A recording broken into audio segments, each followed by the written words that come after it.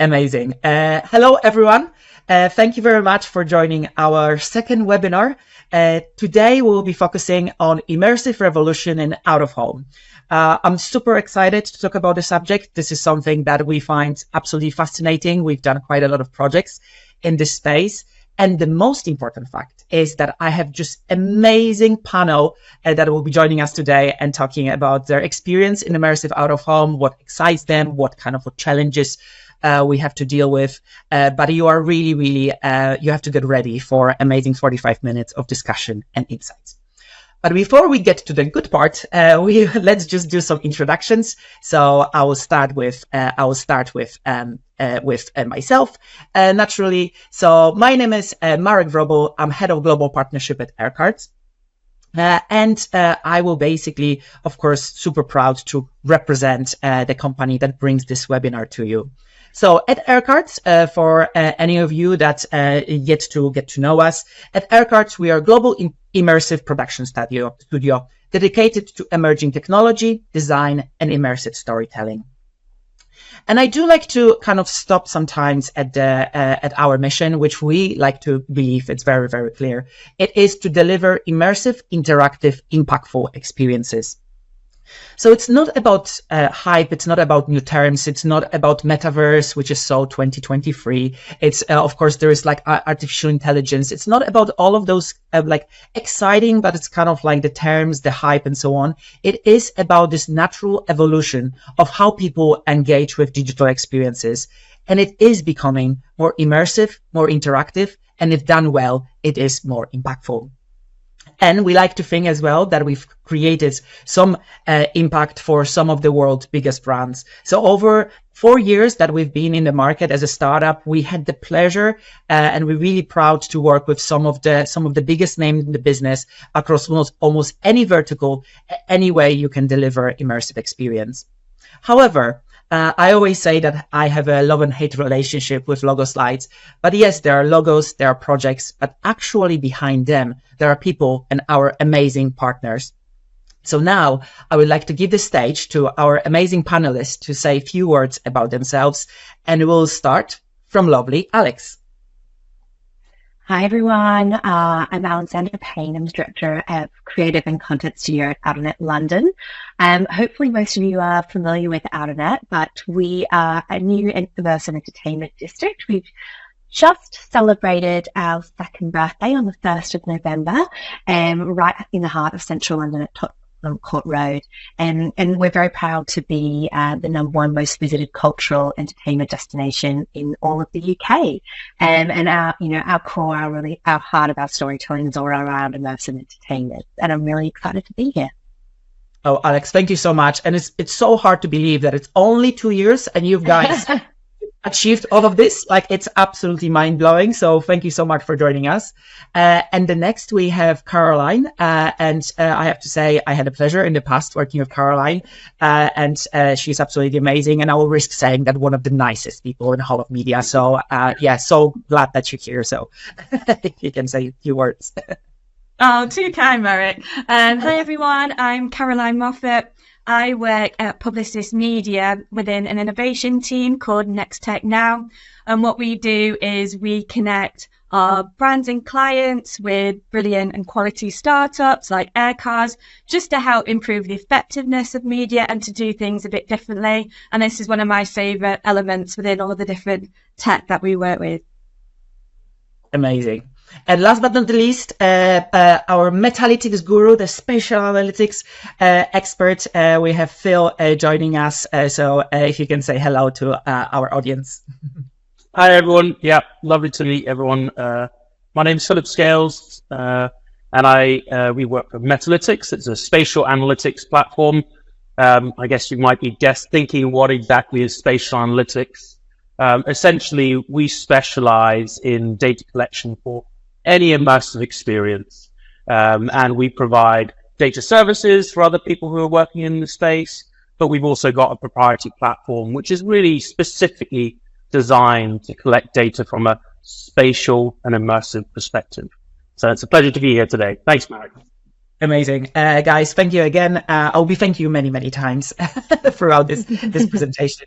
But before we get to the discussion, I wanted to spend a few minutes, I promise, a few minutes kind of like laying the ground and kind of like talking a little bit about what we see, what we believe is the immersive revolution if out of home. I have to say that I come from a media background, and I think out of home never had a problem just really proving and showing itself as one of the most effective and powerful media channels. However, it was also going for a lot of evolution on many different levels. We talk about digital out of home. We're talking about new ways of tracking and analytics and so on. But part of it, I really strongly believe, and it's like this is what we're seeing, it is this kind of like the immersive revolution in out of home and basically adding this another layer, another twist.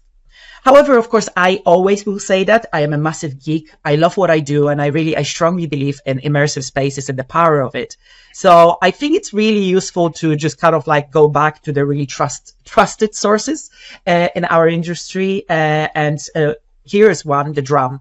There was a great article report on kind of like what they're seeing on the kind of like the junction of augmented reality and immersive tech and out of home. And I think this is really great summary that in a world when nearly everyone has an AR compatible device, this amazing, powerful box that we carry in our pockets, basically at all times, brands have a valuable opportunity to enhance traditional out-of-home ad platforms such as billboards and bus stops with technological twist. And I love this kind of idea of the technological twist.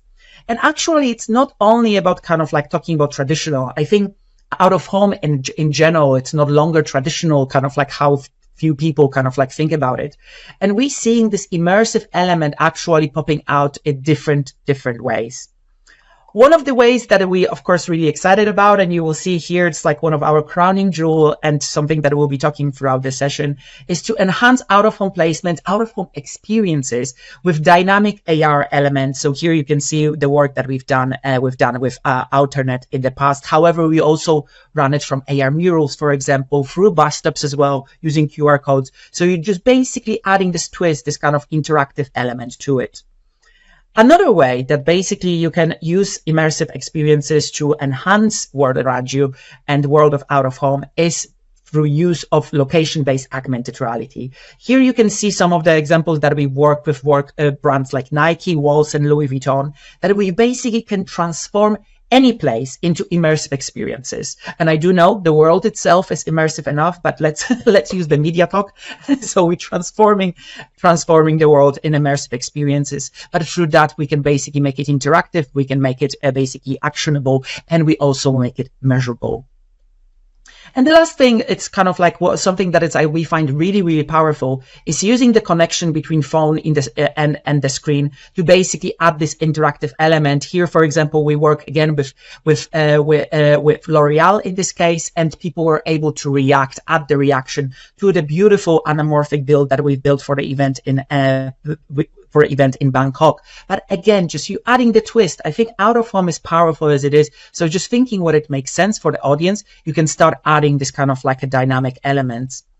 And this actually goes into just kind of like build to the bigger trend, I think, in general in immersive space, is that it's really well kind of like put in a great report from Deloitte, which is called New Age of Storytelling, in which they say that through increasingly immersive and self-directed experiences, digital reality is cracking wide open our understanding of storytelling due to its unique ability to merge the roles of listener and the storytelling. And I think immersive out of home is an amazing playground for it. And then just something that connecting to what Phil mentioned, and we'll be talking about as well, that spatial analytics really offers new types of insights, blurring the line between digital and physical environment. And we've seen it in a project that we work with Caroline and her team, that actually just really, really amazing insights. But hopefully that got you excited for our discussion, because it's like right now, what I will do, I will shut up. And I will let our amazing panelists to share their insights and experience. So maybe Caroline, maybe I'll just kind of like mention our project. So it's like maybe I will start from you. So my first question is that, of course, at Aircards, we love immersive experiences. We always talk about immersive. We talk about revolutions in different parts of the business. However, you working in a wider media ecosystem, working in innovation, I know you work with so many exciting partners. do you see this revolution happening, this kind of like adding this immersive elements to the out of home and just kind of experimental and so on? Yes, no, definitely. We've really seen that across a whole host of different clients. You can see them getting more excited about the opportunities that are now available due to rapid advancements in the technology. So I think it's mainly driven by the fact that it's making people turn from a more like passive participant into a more active participant, so they can really get involved in the executions in a number of different ways which may resonate them. And I just think it's so powerful. So you were all involved actually in an event earlier this year that we ran on immersive experiences. So we had over 150 clients and internal colleagues come. And I think that really highlights the interest. And what it was all about was understanding what's possible, but also how best to use the technology as well to make it most effective. So going back to your point, Marek, about not doing it for hype's sake, like so important for us to make sure we're doing it in the right ways, and also making sure it's right for the audiences, because it's not going to be right for every audience. But again, it starts with, I guess, what we do at the media agency is starting with the audience first. So really understanding their habits, how they use technology, and then building experiences around that. And we've found, especially for like younger audiences, it's a brilliant way to do it. And sometimes they do actually expect it. It's not just, like a nice to have. Amazing. No, I agree completely. And Alex, from the Outernet perspective, Outernet in itself, it's just an experience. It's an immersive experience when you go through the doors. How you kind of like look at just adding this kind of like this interactive element, this kind of this immersive element? How does it work for you guys? Like, where do you see value in kind of like doing this? Yeah, absolutely. I mean, I think our goal is really to sort of reinvent free-to-air immersive entertainment. And that's sort of at the core of what we're doing, is kind of creating experiences that we consider worth sharing. And, I completely agree with the point that Caroline made about changing that consumer behavior from being a passive one to an active one. And that's really important to us. And that's really been at the core of, the way we built our tech stack at Outernet. Is that, it's all generated by real-time engines. The ability to interact and, have technological connection is really at the core of every experience we do. However, again, to Caroline's point, we often have clients that come in and will go, oh, we want to do world first. We want to do tech. We want to do, you know what I mean? And like, no. Let's take a step back. What are your goals? What are you actually trying to achieve? And then how can we actually shape that brief and bring in technology to support that, and to ensure that you're still doing your narrative storytelling correctly, that you're still getting your brand messaging across. It's not good enough just to be like, I want to jump on the hype bandwagon. You really need to ensure that you understand how you're trying to reach your audiences, what platforms they're on, how they're kind of connecting, and make sure that that's at the core of what you're doing. And that's really where we sort of start from Outernet, and whether that's sort of using our inbuilt creative tech. So we have obviously gestural interactivity cameras that are inbuilt into the whole site, and spatialized audio, or, we bring in a third-party device such as a mobile phone, which everybody is bringing into the space. And, I think we really utilize augmented reality and rely quite heavily on experiences that are driven through a mobile device, because, not to hype, but when you have 75 million people coming to visit your district, on a yearly basis, you want to ensure that all of them get that really incredible interactive experience when they come in. That's limiting when you're using 5 interactivity cameras within the space, but the phone opens up that opportunity exponentially. It means that everybody can come in, everybody can interact, and have that sort of immersive interactive connection. Amazing. And Phil, of course, it's like you just look at the, like, not in the backstage, because of course analytics shouldn't be in the backstage. It should be always one of the most important conversations, but it's like kind of like seeing this kind of like what you've seen kind of like, from, your world, kind of spatial analytics. That's kind of like what works, how kind of like it can be used to optimize, to learn more, and also optimize kind of, experiences, immersive experiences. Yeah.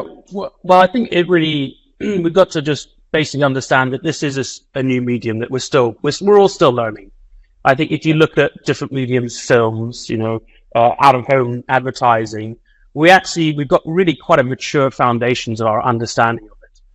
And what we haven't really got yet is a mature understanding of different behavioral sets from immersive experiences. So, Alex is talking about, what do you want? What do you need? Caroline is talking about who are we targeting? Actually what we're able to do is, we're beginning to do for about now 2 years, is now begin to understand how people are behaving with their mobile device between a younger age audience versus an older age audience versus people who are in a public space or people who are in a personal at-home space. And if we can understand those different behavioral types, then what we can do is say, okay, clients, we know that you've got a great activation that you want to target these people, but it is in a public place and they won't have much time. So that user behavior should inform the experience. And that's really what we're trying to do. I mean, firstly, we're learning. Every day is a learning day for us because, we've launched a great experience, that is for children in a classroom, and their behavioral insights are fascinating because they're tapping the device and they're really close to the screen, which is completely different to someone who's slightly more mature. So I guess from our perspective, it's all about learning, understanding behaviors of a new medium, and using that learning to then create even more impactful and, getting to exactly what they're trying to achieve. So I hope that answers your question, Marek. No, completely. I think it's like this, the sense of learning and just kind of like creating trends. And of course, it's like the kind of the power of just kind of like seeing how people behave in the 3D space. I think it's such a gold mine of data. And of course, all of it is anonymized, but it's like what we can see, it's actually trends, how people behave, like kind of like how different audiences. And I think it's then bringing the physical world to it, like how we do, how it's happened in the case of Butterfly Trail, just kind of seeing just kind of people being in the space and just kind of getting this digital signals it's fascinating. However, we all know that it's not easy and there is still pitfalls. Like I'm geek. I'm overexcitable. I've been talking about innovation for a long time, but I think all of us here know that it's always this. It's not very. Sometimes it's not easy. So maybe Alex, I wanted to ask kind of like how you kind of like working with clients. How do you educate them? Like what kind of maybe even the kind of like a pushbacks that you're getting from them when you talk about kind of adding this immersive elements to already amazing immersive experience? How you kind of like work with clients to kind of like get them excited, get them on board? Yeah, definitely. I mean, I think when you're doing anything sort of new, innovative, the market can be a little bit slow to follow you there. And there is a lot of hand holding. And I think, Outernet Studio, which I run with my lovely creative tech counterpart at Outernet, that's a huge part of our job, is to sort of make ease and ways of working really, really simple. And it's that education piece and that hand holding. I think coming back to the concept around data and being able to do post-campaign reporting, the more of these experiences you do, it's easier to show the client the difference in the cut through that you achieve when you do go more of immersive or when you do layer in these kind of technologies, and that's just a fact. People will engage on a deeper, more emotional level when they are in part of that co-creation process. And, of course, truly immersive campaigns that move the dial are generally going to be more expensive, or that they are a little bit more complex, but than maybe a traditional stand out of home ad or a stick sheet that you're running. But that's kind of, and I don't want to say the price you pay, but the ROI that you get from that is worth that. You spend a little bit more, but the impact that you create is tenfold. And we've actually sort of gotten to a place at Outernet now that, if you're coming in to do what we call a domination, whereby you're taking over the space for the day or taking over the district for the day, we, in very rare circumstances, will we now allow people to run a 30-second ad all day? Pretty much we won't, because that's not a really engaging experience for our audiences. It's not going to be great for your brand, and it's not going to be great for ours. So if you're coming in to dominate that whole day, then we'll work really closely with you to ensure that either you're bringing in a physical experiential element, whether you're layering in an interactive element, whether you're utilizing, sampling, like how can we work with you to build a really 360 immersive experience that's going to cut through. And that's really what we specialize at doing, is sort of bringing them on that journey, whether that's with our in-house studio or with our preferred partners like yourselves.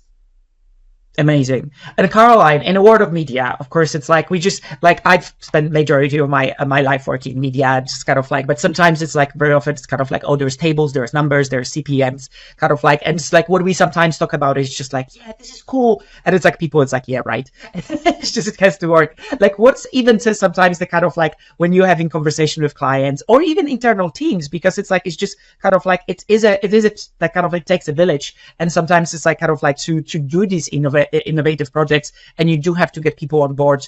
So kind of like how the kind of conversations look from your side, like what's kind of like what are the pitfalls, what's kind of like what's the pushbacks and maybe how you worked around them, and just kind of like hopefully convince people to kind of like just risk a little bit, because it is maybe a bit of a risk.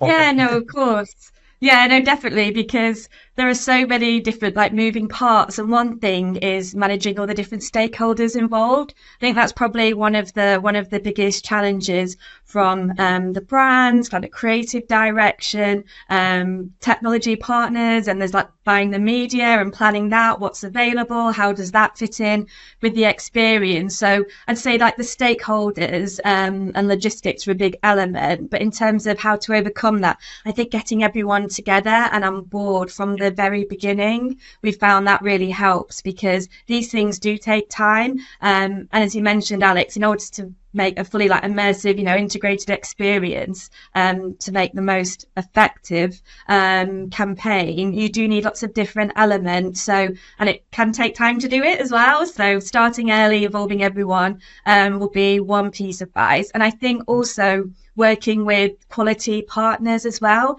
because there's so many different tech partners popping up, saying they can build AR experiences and things like that. So within my team, what we do as part of our kind of like role is we meet lots of different ones, we review them, understand the different like opportunities, kind of things like benchmarks, and measurement is key for us as well, because I think that's been one of like the barriers in the past is the lack of measurement, and that's kind of like fallen off. But with metalytics and the metrics that Phil was talking about earlier, there's so much wealth of data available to actually understand which parts were effective, and they can inform future campaigns. So I think that gives some of the brands that we work with a bit more kind of trust and know a bit more about what to expect. And then in terms of any other challenges, I think it's that initial kind of, sign off, getting them excited about the idea. And I think sometimes it's a balance between how much you can show them before you've actually built the whole experience.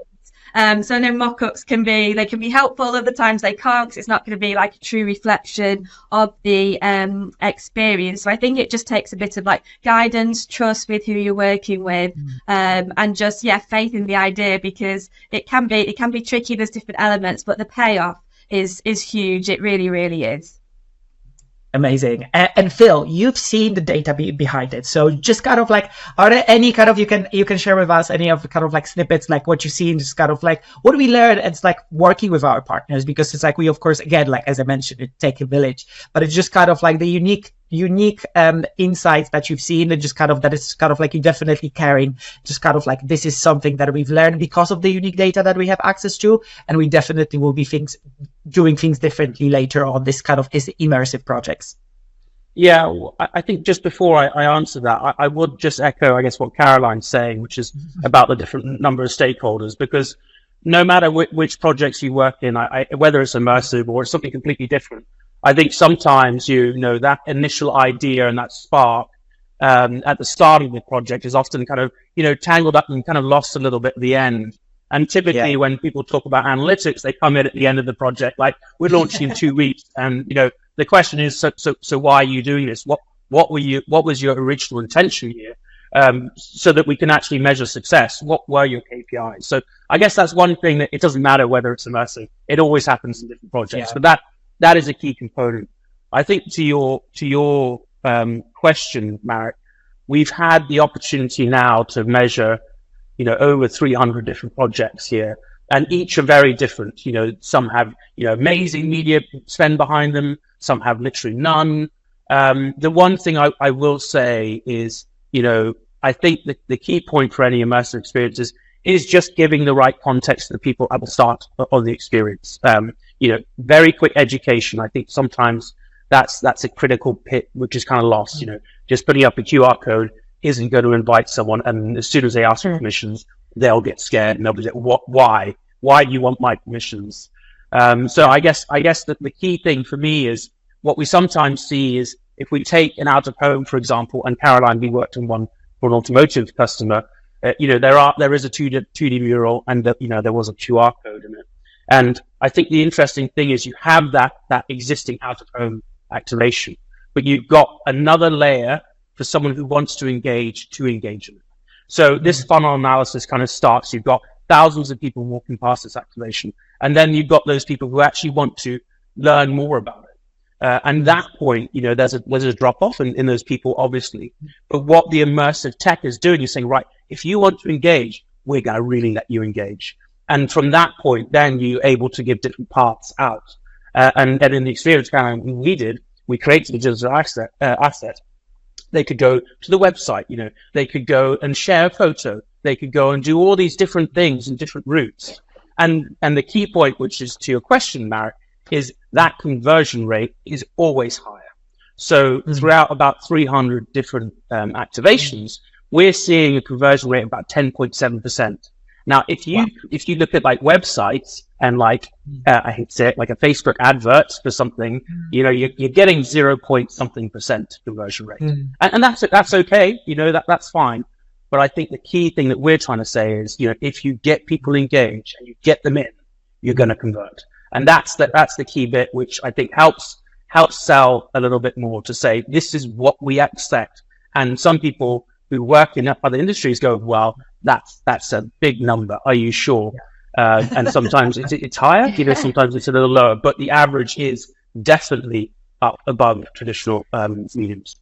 Yeah, I completely agree with you, Phil. Like, and I've got a couple of examples from us at Outernet where we've really seen that. I mean, Butterfly Trail alone, you know, that was incredible in terms of converting from a scan of a QR code into, I think it was roughly, since we launched until about the middle of the year, you know, we'd had over, I think, 3 million individual slingshots fired. And anybody who's familiar with the game, it's basically a gamification version where you can hit chrysalises within the space, and that's like over 3.2 million is insane that, you know, individual chrysalises fired. But another example of that was a partnership we did with Uniqlo for Christmas last year, where we built them an interactive game in Now Trending, one of our small sort of individual spaces. And essentially the winner of each of those games was rewarded with a QR code, which allowed them to go and redeem a free piece of heat tech. One of that, you know, obviously, cold weather clothing during Christmas. And, you know, and so what we sort of saw within that first weekend is that if you keep that by entry level low, really like engaging mechanism for people to interact with, you know, in 1 weekend alone, they had over 350 in-store redemptions. Now, that doesn't seem like very many, but when you think about where our location was to the Uniqlo stores, you had to go all the way to Covent Garden, all the way down Regent Street. And that conversion to in-store was actually incredible. Like, they were very impressed with that. And then actually by the end of Christmas Day, they were calling us, can you please take it down? We've had too many people with the in-store. And we're like, oh yes, of course. But you know what I mean? It just shows that if you get the right mechanism, if you get the right technology, and if the communication and that entry level is quite low and easy to sort of slip into, you can really see that direct conversion really clearly. I think this is like, I love the kind of like the what you guys talked about, the depth of engagement, because I do think that's kind of like the dwell time and the depth of engagement is the kind of star metrics for immersive experiences in general. And this is not only digital, but at the same time physical experiences, just kind of if you create in this kind of deeper level of immersion. However, I so agree that it's kind of like you have to make it easy or you have to make it worth it, or ideally both, because it's just kind of like you have almost with great power comes great responsibility in a way, just kind of like you have to think about how to inform people. We've seen such an interesting thing that it's kind of like you have to be much more, you have to convince people much harder in winter, for example, because especially when we think about out-of-home experiences where they're out of the bout, they won't be stopping just kind of in the like really cold. Like you have to be really clear what you're saying to them and why they're doing this. So it's kind of, and I think it's also, you have to be kind of really clear, like with just even like sometimes it's like with QR codes, especially the size and the number matters. Like it's just kind of like, I know that from creative perspective, sometimes it's like, oh, we don't want this QR code on our creative, but actually if you want to continue this journey, it's like, I think it's really important to kind of like just stay like, this is a part of the experience. That's how you're getting people into it. So I think, yeah, just kind of earning this is really important. But actually outside of just kind of thinking about getting people into experience, I wanted to ask you, Caroline, about kind of course, there are ways, and we've worked together on just kind of like making it happen, or just kind of getting these experiences to live outside of the kind of like just maybe just kind of a location or just like an out of home placement.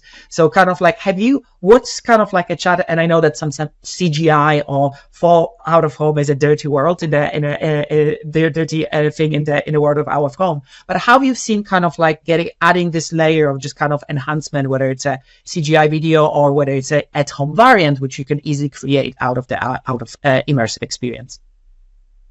Yeah, of course. It was actually quite a few years ago. We did a campaign for Felix. I think it's in like 2019 now. So it was a while ago, and it lived in Waterloo Station.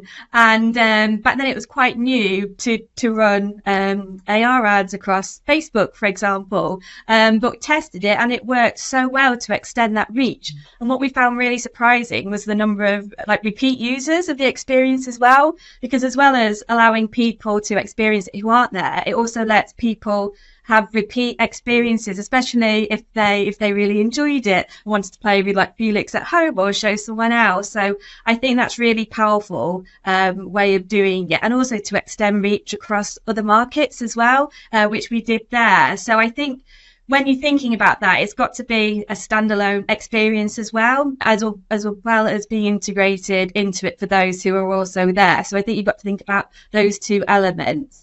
And then in terms of CGI, yeah, I agree. It needs to be carefully considered and understand what the purpose of it. Because I know the early ones, they have generated a lot of PR and a lot of buzz, which was amazing. And now it's like, how does it actually fit in? Is it something like a teaser before the actual experience happens to drum up intrigue or excitement, or to drum up footfall for the day, is an interesting use case of it as well. So yeah, I think you just need to think about what you want to do with it, but it's definitely two brilliant ways to complement it as well, and being able to share. And Phil mentioned earlier as well in the car brand example, being able to share that experience with others as well helps be part of it. And we had really high end share rates for that as well, which was brilliant to see. So you put all this amazing thought and effort into the ideas. It's like, how can you make the most of it and extend that reach as well and effectiveness? Yeah, no, perfect. And Alex, from Outernet perspective, just kind of like how you make kind of like how you guys thinking. I love this kind of this element that you said. It's kind of like, it's not only Outernet, we drive people to the store, just kind of like we adding other elements. Like how you thinking about kind of adding this element of living outside of the kind of like just maybe Outernet, or just kind of like, are you kind of like chatting with the clients, or just kind of like how to extend the reach, like how you guys are approaching this? Yeah, definitely. I think all of the experiences that we either create or cultivate at Outernet, we're always looking at how does it live off brand, off platform. Essentially, we are one site in central London, and that can be done in a number of ways. Obviously, through social sharing, it's an enormous ability to reach even further. So, we have an entire social platform that we run within the site, powered by Amondo, that encourages social sharing, and that can be done through a number of ways as well. So just thinking of one experience that we did with Charlotte Tilbury a couple of months ago. So you would come in, you could get your sort of glow up, your makeup sort of done, and then they always encourage you to actually be a part of that, a part of her social campaign. So you'd come in, you'd get your photo then taken within the space, and then you actually had that shared across their pages, and then a couple of people actually and then integrated into the out of home campaign that ran on our Vista screens, our exterior out of home screens. So we really are about extending the life cycle of experiences and content beyond just what's happening on the ground during that one day activation or that week-long campaign. So it was kind of like you could become the face of their billboard, the face of their social media. And so I think that's really, an amazing way. And then also leveraging partners, leveraging our media network and our partnerships that we have with things like the London, it wasn't Evening Standard, but London Standard, Global, we've done a lot of work with as well. So I think you have to look at how any of these campaigns can live on across multiple different touch points, and whether that's the clients, yours, or, again, across socials. I agree completely. I think there are so many ways that sometimes we do, like, especially at, I don't know, maybe the innovation projects, that because they already, as we talked, it's like they are sometimes challenging. You just want to get them over the line, and just sometimes it's silo, and just kind of like, okay, it's just kind of like, it's just this cool thing that we're doing. But I think there's so many ways that you can almost squeeze more value out of it just by thinking about extending it from different, it's sometimes slightly different. Like, I'm a massive fan of just kind of like the CGI element as working really integrated with a kind of like with a location-based experiences, that you have something that is immersive, interactive, and then you have something, because not everybody can go, especially when we think about this bigger interactive or place specific things, not everybody can get there, but it's like you can create this really cool assets that actually then get to more people.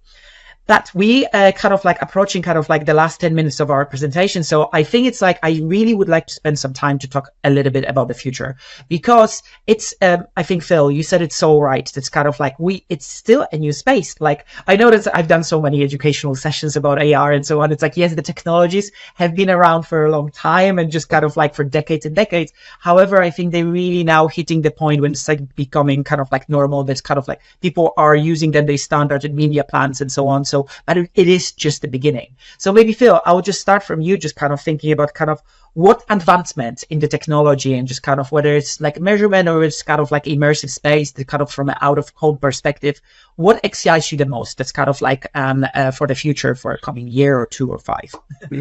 It's super boring. Sorry, Marek, but it's standardization. It's standardization, because I think, like, you've got lots of different people working lots of different platforms or technology types. And what we're beginning to see is now there's formats and there's standards. And what that enables us to do, firstly, from my perspective, data standardization of this is a huge thing, right? Because if we're able to standardize and measure one thing over here and another, VR application over here, then we can then begin to say, okay, well, how are these different? Okay. And the most powerful, I'm going to drop the AI bomb already, towards the end, right? So we haven't done too bad. But if we're able to create those standardized data points for me, then we can obviously get a lot of help, using LLMs and AI to do the hard work for us. So that in the future, we can simply go, what does this medium look like, and how does it perform? Or, what's best for my use case, and how should that work? And also the standardization point, these new technologies, whether it's, Apple Vision Pro, they're now beginning to use the same sort of frameworks as one another. And that's key as well for creating these experiences, meaning they can be cross-platform compatible. In the past, it's always been like, try your VR. Or does it work on desktop? Oh, no, sorry, it doesn't. Or does it work on mobile? Oh, I'm sorry, it only works with this way. So as we begin to standardize and everything becomes normal and we mature, then these more exciting things and our understanding of these can work a little bit better. So a boring response, Marek, but but this is the thing. It's not boring at all, because I think it's so powerful. Like, I very often, when I talk about the challenges for immersive experiences, is just lack of understanding, or even the way to create, like, people don't know whether they create value. And I think it's like there's a bit of deficit that's kind of like, oh, I don't know, that it probably doesn't, like, you cannot measure it. Yes, you can. It is still a journey, and it's a challenge sometimes. It just, you have to spend time, and there's kind of create standards and work on it. But I think it's like, this is so important for us to be able to show the value. And then because it is a gold mine when it comes to data. But you mentioned the kind of like the AI. So it's kind of like, I think I mentioned once, but we're not too bad for a kind of 2024 panel. Like, I think it's just 2 times mentioning AI, but I think just like, it is a kind of interesting question. So it's kind of like, we shouldn't shy away from it. So, Caroline, maybe what's your kind of like view, and just kind of like how AI will be kind of like, I know it will be impacting so many areas, but maybe more kind of focus on the maybe like immersive experiences, immersive out of home experiences. What kind of excites you? Do you kind of like, what do you think? Yeah, first can I say I love Bill's answer, by the way. I used to work in the digital data and tech team at Starcom. I did a lot of measurement frameworks, and standardization is very exciting to help prove worth and compare. But in terms of AI, I think for me, it's that personalized experience. So there's so many developments, and people can have different experiences to others based on different elements. It could be to do with facial recognition, or it could be to do with like different data points. And I think to make the experience as relevant as possible makes it more memorable. It builds that emotional connection, probably builds a greater dwell time, and leads to a greater effectiveness of the campaign. So I think, I mean, I don't know what's going to happen, but I think it's going to be so exciting. Lots of different elements with like the data you mentioned before, Alex, that you have access to, like the facial recognition, so many different elements to create personal experiences so quickly with the automation and the eye generation of things. So, I mean, I don't know what will happen, but I think it's going to be a really exciting time for everyone, for brands, and just to, I guess, embrace it and embrace learning as you go, because I think, especially for those who want to be at the forefront of things and seen as progressive brands, it's a brilliant place to do it right now to gain that competitive advantage. So I think it's going to be a very exciting couple of years. Amazing. And Alex, AI or anything else, just kind of like what excites you from the this kind of immersive future, basically? I mean, I think Phil and Caroline have really summed it up in terms of, you know, how we're sort of starting to utilize AI and where it's most powerful us in terms of how, you know, in automation, in terms of personalization. And we really want everybody that comes down there to have that personal experience. So I'm excited to sort of see how that kind of starts growing and sort of spidering out into everything we sort of do.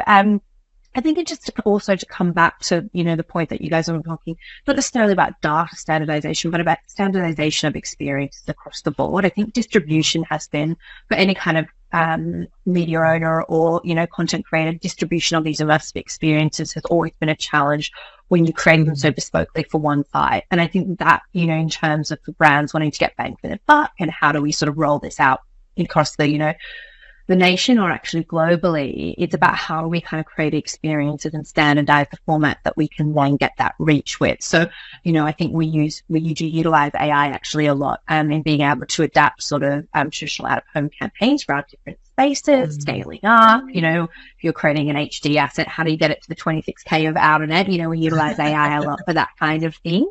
And so, you know, that's, you know, really becomes a core part of that workflow. But I think for us, you know, our next step is like, how do we take these amazing immersive experiences that we're making both for brands, but also editorially, and create a light touch version that can go into digital fix sheet or that you can take home on your phone? How do we take like, you know, the main screen of a butterfly trail and roll that out everywhere, you know? So that's really what we're sort of looking at, you know, in terms of that distribution and standardization, and how do we sort of make the life cycle of those experiences go further. No, that's brilliant. Like from my side, I have to say that's kind of like the location-based AR is something that really excites me, because it's just kind of transforming locations into, and then making them work hard through other channels. And I think it's like that kind of working harder is something that I think all of us agree on. But just kind of like location-based AR, just kind of adding this element to just kind of the world around you is absolutely fascinating. But we basically getting to the end of our webinar. Just honestly, there is no words to describe like how grateful we are for you guys to join us. Thank you so much. Amazing insights. I think it's just it's an exciting space. I think we're really seeing, and again, like in no way kind of like just limited to AR or to a screen. It's just immersive experiences, and especially in out of home and experiential on so many levels. It just will kind of like, I think will be blowing people away. There are challenges that we have to deal with, and we talked about it's just kind of like to convince, to kind of show people. And I think standardization, Phil, in a way, it's just one of the most powerful points, because it's like just how we will be able to show more value. I think it's like new ways of, we even kind of didn't spend time on it, but I think even with the butterfly tray, we talked about kind of the neuroscience study that's kind of has been done, that kind of showed that it's just kind of like yes, there are numbers from kind of media perspective, but we see people reacting from a brain activity to just basically this dynamic element. So I think just showing the value in a different ways is really, really exciting. But again, thank you so much. Anybody that joined us, hopefully you enjoyed our discussion, the insights. Of course, you feel free to reach out to any of us with any questions, or we would love to continue the conversation anyway. And I would just say that it's like, this is not paid for advertising, but if you have a chance, go to Outernet and play some on a completely different scale. Yes. It's absolutely freaking amazing. So please do. But Phil, Caroline, Alex, Thank you so much. And thank you for your expertise and for your insight and for your time. Thanks. Thanks for having us. Amazing. Thank you. Bye, everyone.